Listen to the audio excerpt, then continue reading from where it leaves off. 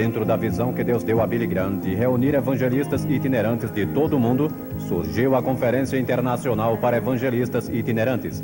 Amsterdã 86 tem como propósito encorajar e incentivar evangelistas de todo o mundo no cumprimento das palavras do apóstolo Paulo a Timóteo: faze o trabalho de evangelista.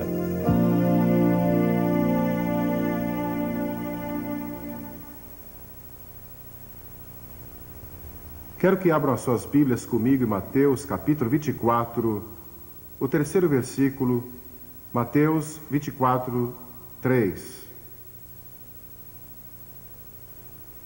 Estando assentado no Monte das Oliveiras, chegaram-se a ele os seus discípulos em particular, dizendo: dize-nos quando serão essas coisas e que sinal haverá da tua vinda e do fim do mundo. E então, no capítulo 1 de Atos, começando com o versículo 8: mas recebereis poder ao descer sobre vós o Espírito Santo, e sereis minhas testemunhas, tanto em Jerusalém como em toda a Judeia e Samaria e até os confins da terra.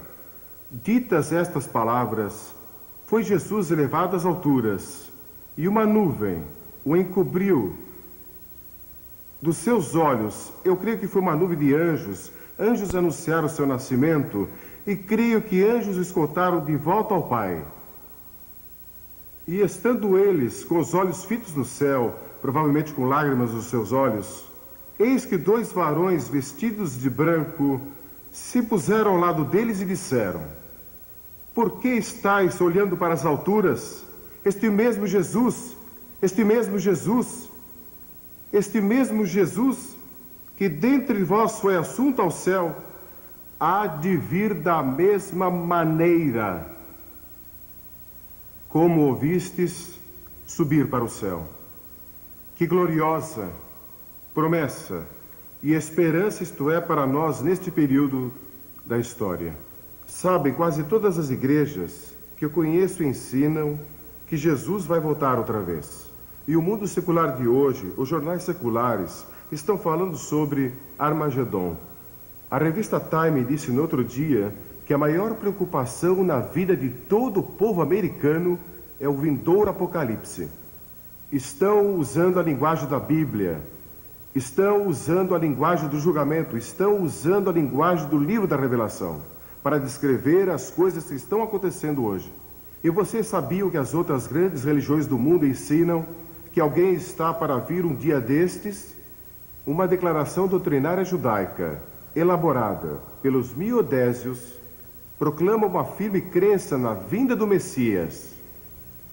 Os hindus, que creem em 10 reencarnações do Deus Vishnu, dizem que 9 já aconteceram e a 10ª virá no fim dos tempos, quando ele virá como um herói conquistador. O budismo aguarda uma futura encarnação de Buda. O islamismo, tanto o grupo dos xiitas como o grupo dos suni, estão esperando a vinda de um líder nos últimos dias da terra.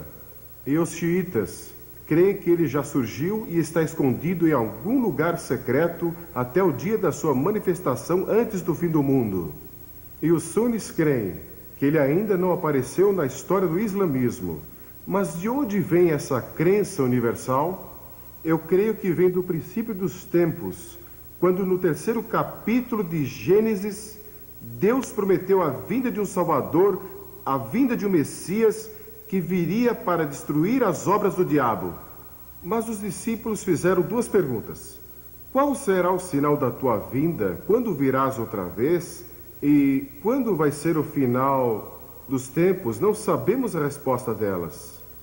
O Senhor Jesus disse que não devíamos especular sobre datas.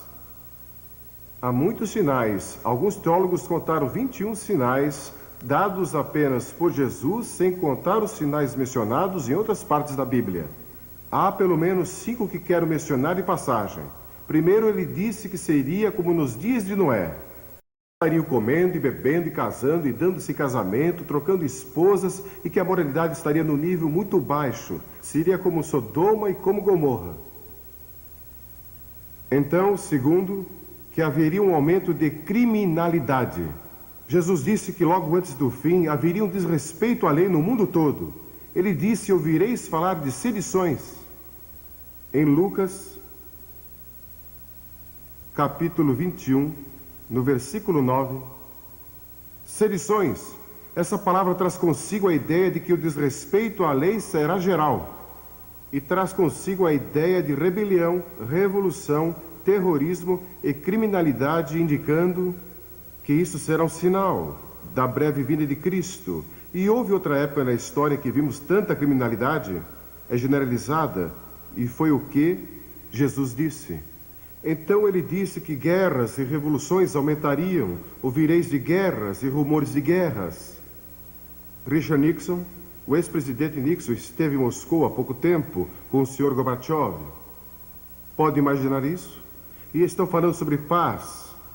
Eu peço a Deus que ele chegue a uma solução e que as superpotências possam se unir e trazer pelo menos um período temporário de paz, e que paremos de construir todas essas bombas e paremos de construir todos esses armamentos que podem destruir a humanidade. Sou a favor da destruição de todas as armas, de destruição em massa. E a bomba atômica é tão terrível e tão devastadora que é difícil imaginar. E vocês sabiam que na América fundaram uma revista no começo deste século, chamado Século Cristão?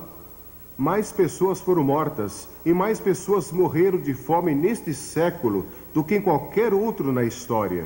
E a Bíblia também diz que o conhecimento e as viagens se multiplicarão. Sabe com que rapidez podíamos viajar até o ano de 1840? Tão rápido quanto um cavalo podia até 1840. E nestes poucos anos, conseguimos viajar pelo céu a quase 30 mil quilômetros por hora. Pense nisso. Ele também disse que haveriam enganadores e zombadores. Disse que muitos falsos profetas se levantariam dizendo serem o Cristo. Você sabia que só em Los Angeles dizem que há mais de 400 que proclamam ser Jesus Cristo? Estão no lugar certo, Los Angeles. Seitas surgirão, feitiçaria florescerá, falsos mestres se infiltrarão na igreja, a Bíblia será objeto de ataques. O diabo quer que duvidemos da Bíblia, e se ele conseguir nos desviar, por pouco que seja, das Escrituras, ele terá ganho uma grande vitória, porque a Bíblia é nossa autoridade. Jamais permita que alguém o desvie deste livro, e creia nele, de capa a capa.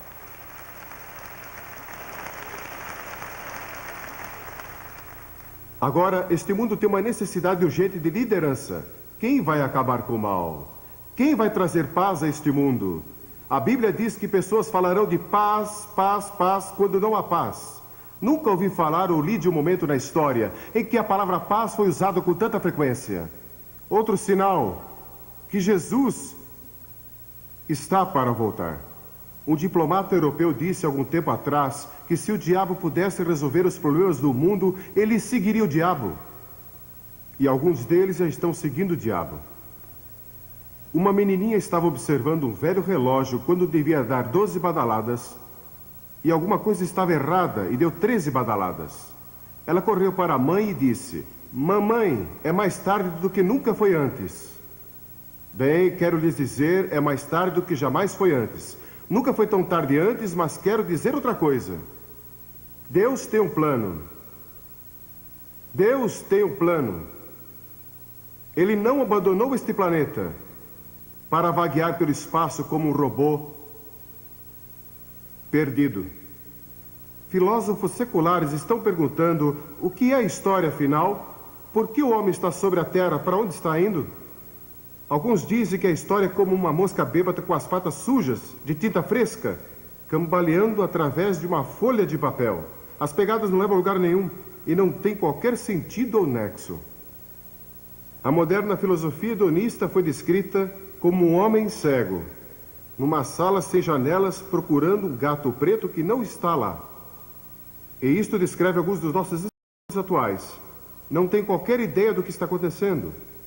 Não consegue discernir de forma alguma que Deus tem um propósito. O grande ensino da Bíblia é que Deus não abandonou o mundo. Ele tem um plano. E seu plano é que Jesus Cristo vai voltar e trazer paz e justiça ao nosso mundo.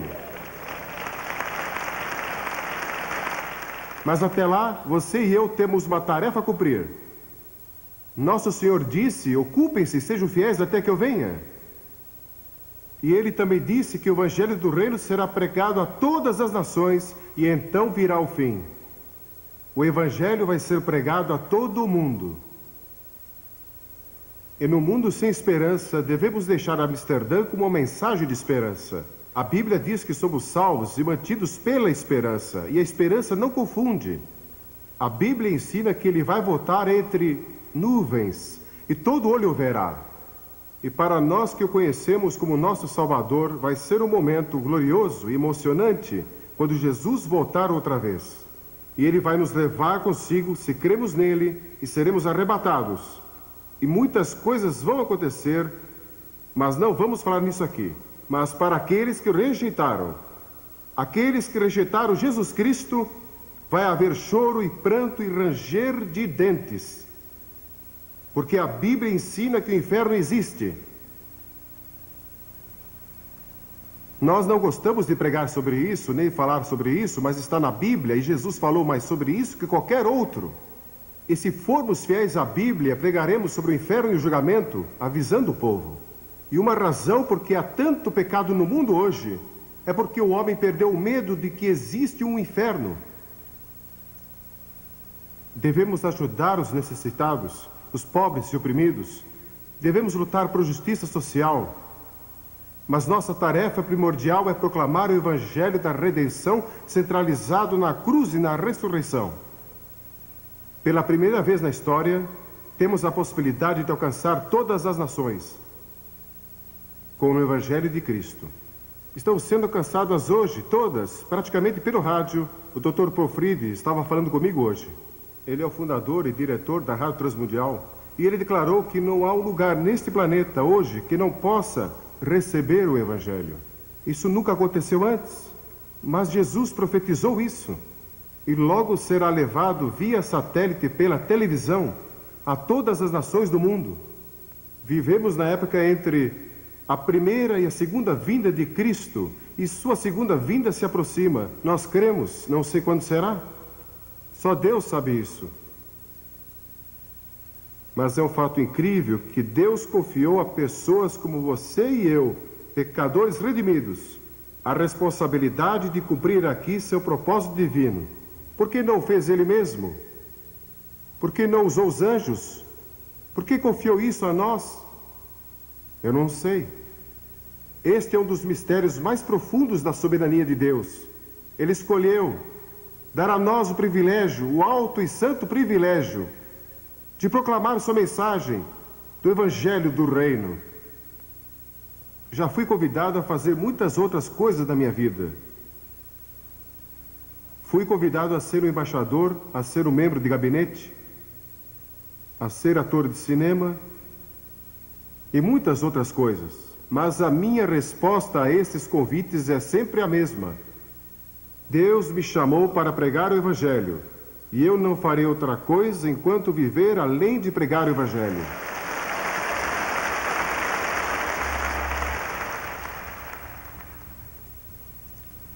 Ele quer que proclamemos a mensagem do Evangelho do Reino.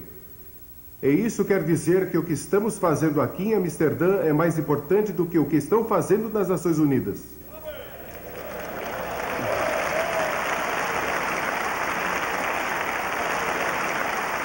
O que a igreja faz com o Evangelho tem mais significado do que as decisões feitas na Casa Branca, ou no Kremlin, ou em Londres, ou em Nairobi, ou qualquer outro lugar. Depois que o Evangelho do Reino for pregado em todas as nações, Jesus disse, então virá o fim. Não podemos estabelecer datas, mas eu creio que quando terminarmos a tarefa de evangelizar o mundo, não cristianizar o mundo nunca vai ser cristianizado. Não há promessa nas Escrituras de que o mundo todo vai se voltar para Cristo. Mas quando evangelizarmos, isso tem algo a ver com a segunda vinda de Cristo. Eu não entendo, mas isso me assombra. É difícil para mim acreditar que Deus confiou tal responsabilidade a nós. E estamos mais próximos de completar essa tarefa do que qualquer outra geração.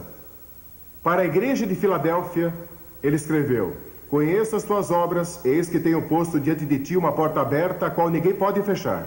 Quero dizer que não há uma porta fechada no mundo que possa permanecer fechada quando Deus resolve abri-la.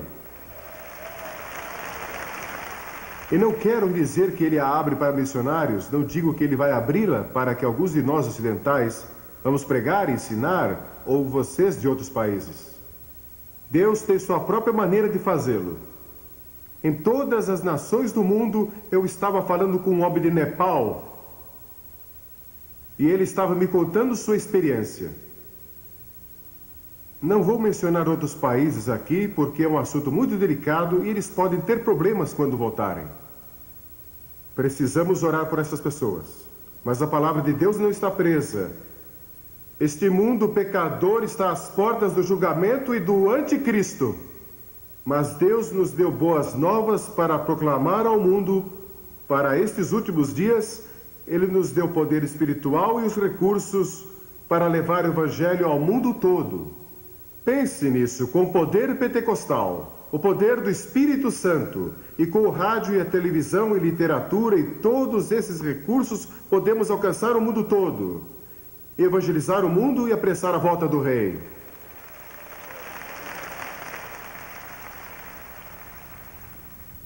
Se você não rededicou sua vida e seu ministério a Cristo durante estes dias em Amsterdã, eu oro que o faça hoje. Visto que todas estas coisas serão assim desfeitas, deveis ser tais como os que vivem santo procedimento. Para o evangelista, vai ser uma vida perigosa. Vai ser uma vida solitária para vocês e suas famílias, em muitas áreas. Vai ser uma vida quebrantada, um evangelista chora pelos perdidos. Talvez tenha que viver em fraqueza, como muitos evangelistas. Muitos evangelistas que são fiéis a Deus, nunca foram muito saudáveis, mas Deus sempre os sustenta. Eu olho para alguns aqui que são fortes e saudáveis, e vocês podem até dormir de pé, encostados a um poste. Eu daria tudo para ser como vocês. Não sou assim. Nunca fui uma pessoa muito forte. Minha esposa é forte. É mesmo.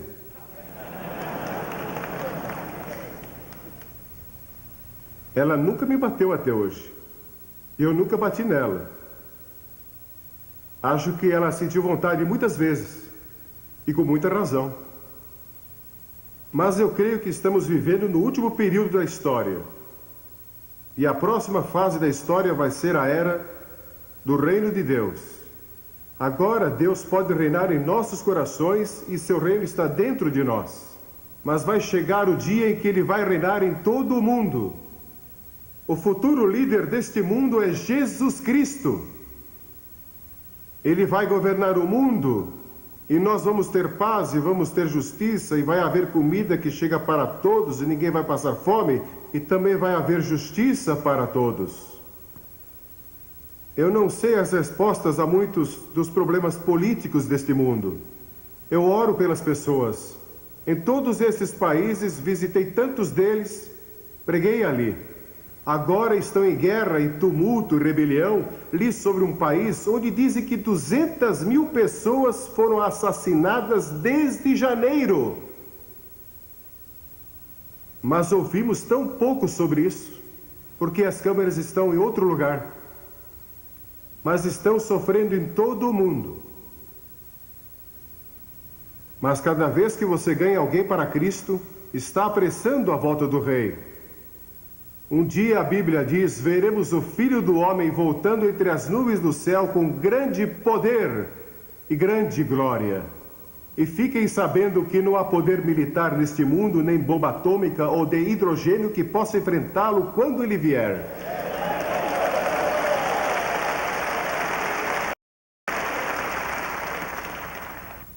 Um anjo é mais poderoso que todas as forças militares que possamos reunir neste planeta.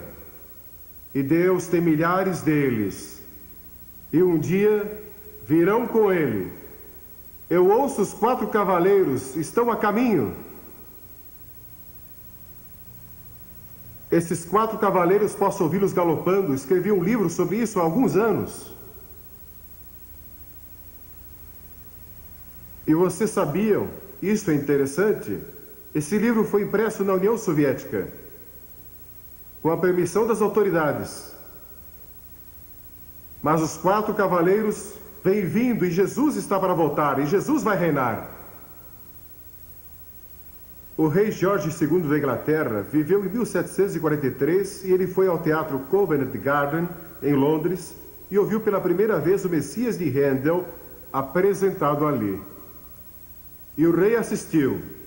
E quando ele ouviu o coro do Aleluia e ouviu as palavras Rei dos Reis, Senhor dos Senhores, Aleluia, Aleluia, ele vai reinar por toda a eternidade, o rei se levantou. E toda a audiência se levantou. E o rei disse: como posso ficar sentado na presença daquele que é o Rei dos Reis? E desde aquele momento, as pessoas têm se levantado. Que dia vai ser quando Cristo, que é a nossa vida, voltar? Então você vai aparecer com Ele em glória. Se Ele voltar, antes de eu morrer, vou procurar meu pai e minha mãe, porque estarão com Ele, voltando com Ele em glória. Mas algumas pessoas dizem que se você crê nisso, então não está interessado nos problemas deste mundo. É só ficar esperando por Jesus. Mas não é isso que Ele ensina. Ele disse: trabalhe, ocupe-se. Tem sido minha experiência que aqueles que creem na segunda vinda de Cristo são os mais ativos, mais fortes, mais zelosos e também os mais dedicados.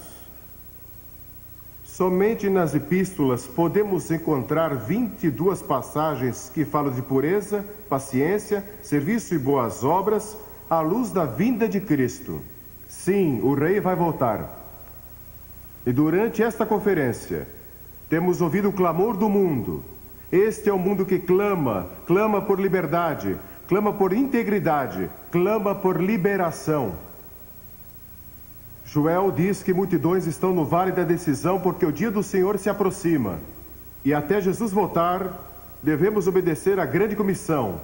A seara, na verdade, é abundante, mas os obreiros são poucos. Orai, portanto, que o Senhor da seara mande trabalhadores para a sua seara. E acontecerá que todo aquele que invocar o nome do Senhor, ele será salvo. Vamos levar pessoas a invocar o nome do Senhor em todo o mundo. Quero fazer-lhes uma pergunta. Eu creio que há pessoas aqui hoje. Vocês vieram aqui a esta conferência e não têm certeza qual é o seu relacionamento com Cristo. Você não tem certeza se realmente é salvo. Tem algumas dúvidas a respeito? Não saia deste recinto aqui hoje sem resolver isso. Tenha certeza. Conheci muitos pastores e conheci muitos evangelistas que no fundo do seu coração não tinham certeza de seu relacionamento com Cristo. E alguns aqui. Quero fazer-lhes esta pergunta. O que você faria se soubesse que Cristo vai voltar em um minuto e fosse o único a saber disso? Você cairia de joelhos, clamando por misericórdia, compreendendo que nunca realmente o conheceu? Imagine que fosse 45 segundos. E há muitas pessoas a quem você deixou de testemunhar, e o sangue delas está em suas mãos. Ou se você fosse o único a saber que Cristo vai voltar em 30 segundos, você correria pelas ruas, gritando a plenos pulmões: Jesus está voltando, arrependam-se e creiam, arrependam-se e creiam. Ou se tivesse 20 segundos, e compreendesse que não viveu uma vida santa, não está pronto para encontrar a Cristo, e você está desesperado. 10 segundos. 9, 8, 7, 5, 4, 2, 1, e não está preparado. Você pode se preparar hoje. Vai chegar o dia quando todos os nossos sonhos e esperanças se realizarão e Deus vai limpar as lágrimas de todos os olhos, e não haverá mais morte, nem tristeza, nem pranto, nem haverá mais dor, porque todas as coisas velhas terão passado. Sim, vou encontrar você no céu, se você conhece a Cristo. Vou ver você no céu e sei que vou para lá. Nunca tive dúvida a respeito. Sabe por quê? Porque se minha salvação dependesse de Billy Graham, eu estaria perdido. Mas depende do Senhor Jesus Cristo e do que Ele fez na cruz e da sua ressurreição. Tudo está nele. Porque pela graça somos salvos, mediante a fé, e isso não vem de vós, é um dom de Deus, não de obras, para que ninguém se glorie. Se você conseguisse salvar a si mesmo, você andaria pelo céu dizendo, vejam, consegui chegar aqui sem a ajuda de ninguém. Mas o que você tem que fazer é chegar diante de Deus e dizer, Deus tem misericórdia de mim. Venha até a cruz. A graça de Deus vai alcançar você, não importa onde você esteja. Ouvi a história de 2 rapazes numa universidade. E no quarto ao lado havia um jovem que era radioamador. Você sabe o que é um radioamador? Acho que sim, muitos aqui provavelmente fazem isso. Você tem um rádio que pode ser operário da sua própria casa e você pode falar com pessoas em todo o mundo.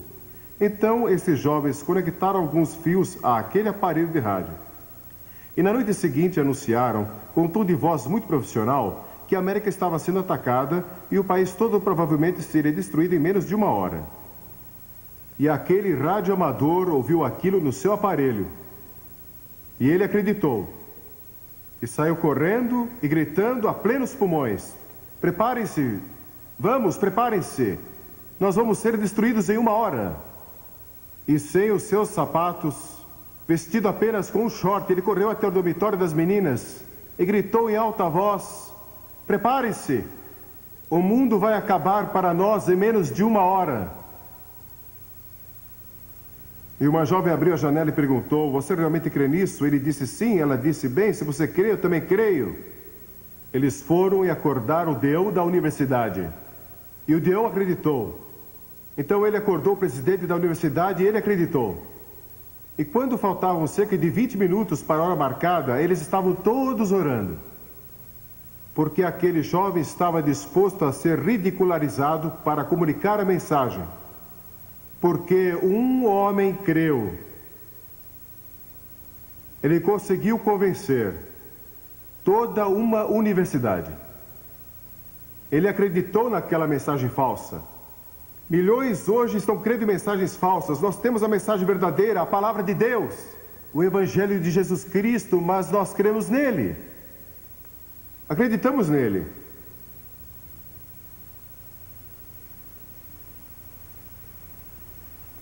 Antes de regressar para casa, seu primeiro passo deveria ser rededicação e consagração.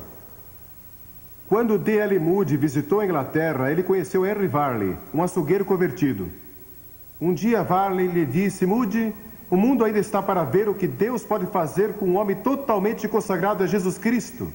E Moody pensou naquilo por um momento. Então se levantou e disse, pela graça de Deus, vou ser esse homem. Você vai dizer isso de Uganda? Você vai dizer isso das Ilhas Salomão? Você que é da Austrália vai dizer isso? Vou ser o homem de Deus para meu país, vou ser o homem de Deus para minha vila, para minha cidade, onde eu moro. Vou me entregar totalmente ao Senhor.